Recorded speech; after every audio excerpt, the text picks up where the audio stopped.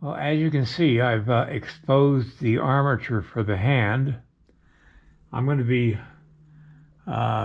using my monster clay,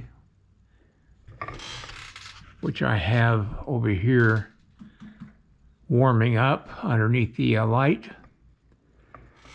And I'm going to do the feather. Here's my scaled feather. Fortunately, I made a copy of this and printed it out and put it in a folder, so I've got this always. This is a head measurement for the feather, and this is the actual size of the feather compared to the head measurement. So you can see I'll be doing the center eagle feather.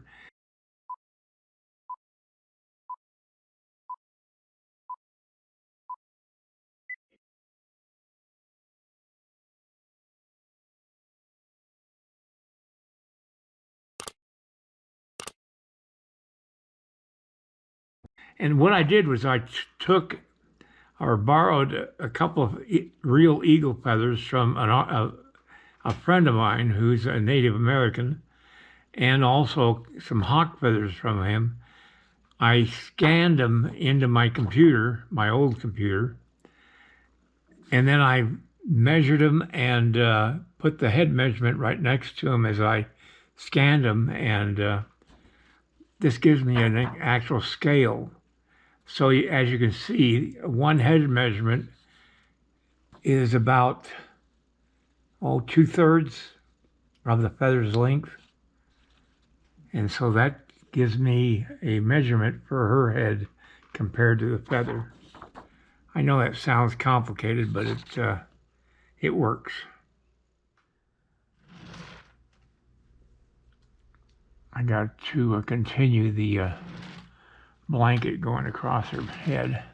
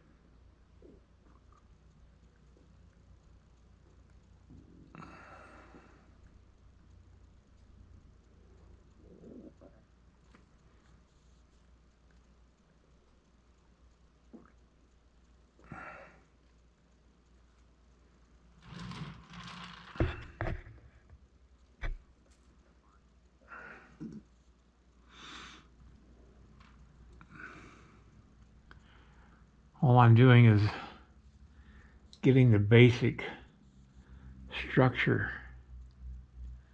of her hand and arm. Palm of the hand should be about a half a head length, and that's what that is. All right, I think I better do the feather first before I start doing the fingers and the thumb and all that stuff. First thing I gotta do is clean the board. I don't want to have a mixture of clays. All right, here's the head measurement of her. Or actually, no, this is the head measurement on the paper. And you can see it's got just a little bit more below. This is the actual head measurement of her. And so this is how big the feather's going to be, is from there down to there. And now it's just a matter of drawing it out.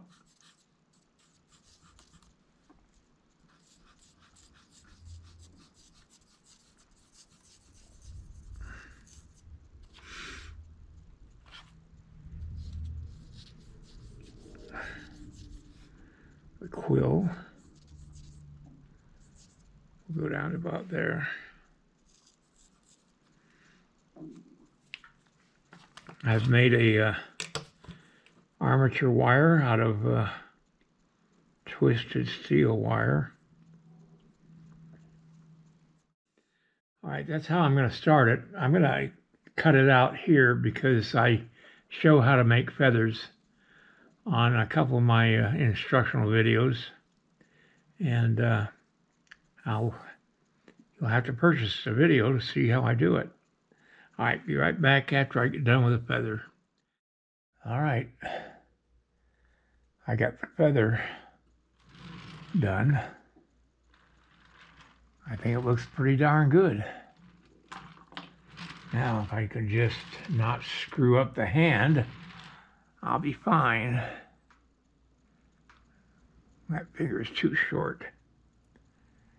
Anyway, I'll come back when I get this hand to where I like it. Well, I got 3 of the fingers started. I cover all this in my instructional videos.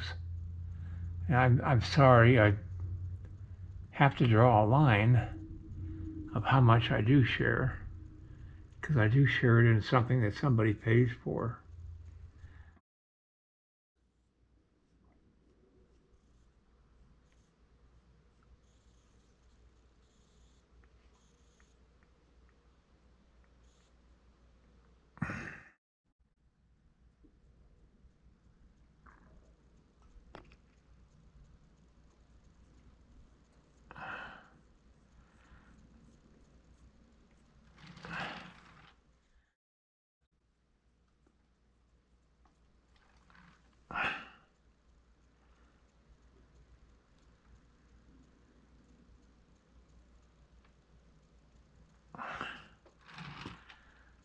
What I'm going to do is I'm going to go ahead and paint this part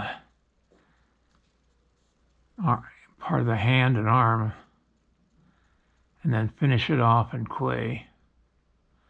This is just a basis for the sculpture of the hand and feather, kind of like an armature under the clay. Only because it holds its shape so much better than just the clay would.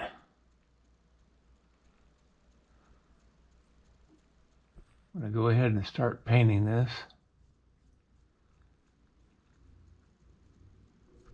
I know I've said it many times before, but I always have new people who come to my videos for the first time.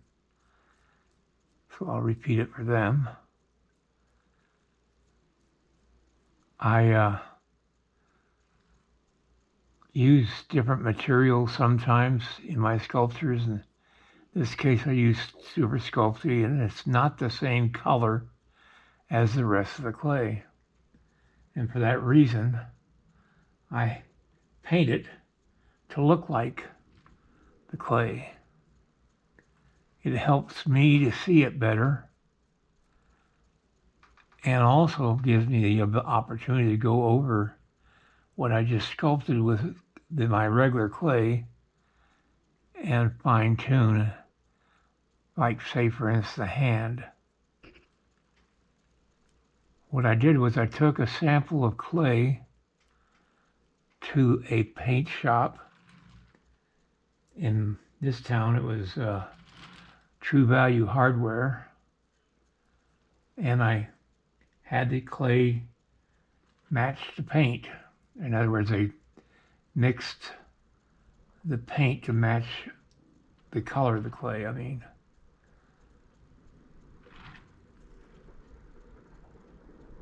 And it works out really well. It's a hack I came up with many years ago, and it works really good, especially if you use a dark wax, which I used to use a lot.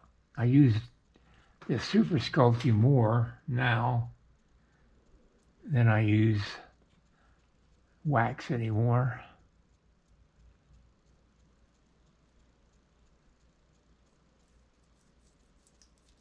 It just takes away a question that some potential client looking at your sculpture might have. They'd say, what is that material? Why is it different color? And all that stuff. And it takes less questions. I used to show in galleries all the time, but my health has kept me from doing that for a long time now. Almost 10 years. And I used to sculpt in the gallery. I couldn't stand just doing nothing while I was in a gallery. I had to do something.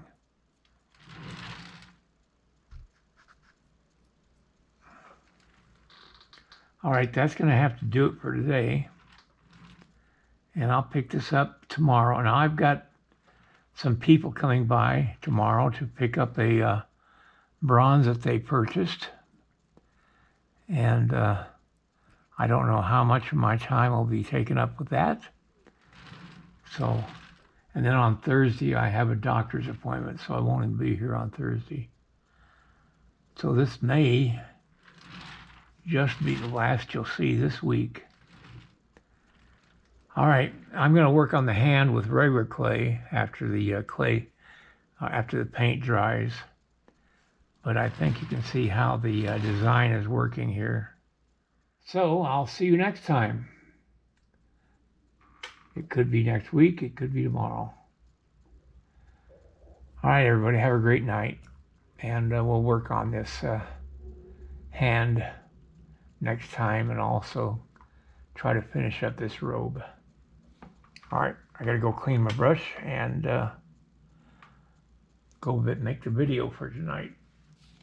I've got me a little container for my paint, something that I could, kind of like a Tupperware thing, I don't know what they call them, but it has a lid that you can screw down on, and you got to be careful to keep the paint off of the part where the lid goes on, but it keeps it sealed, and it's a lot easier than messing with a paint can. All right, everybody. Good night. If you like this video, please like and subscribe to my channel. It really would help me. Also, check out the link below this video. It will take you to a review of my 9 instructional videos that could be very helpful to you if you're thinking of sculpting. Good night, everybody.